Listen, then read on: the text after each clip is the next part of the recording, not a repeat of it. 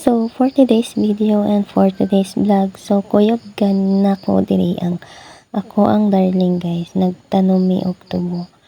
Amo aning gipunaan. Kay laka naman ni siya guys. Kampo din ni siya guys, sugarcane farm. Bali lapad ni siya. Dring dapita guys is lapad kaayog katubuhan ang amo ang bossing. Nahimutang ni siya sa Basay guys. Balos.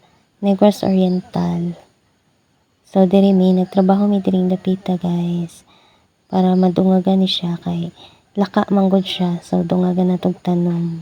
Hindi ko man nagtanom guys, amuan na po na siyang tapason bali. Di pulo na siya guys para magdungan siya tubo ang tubo.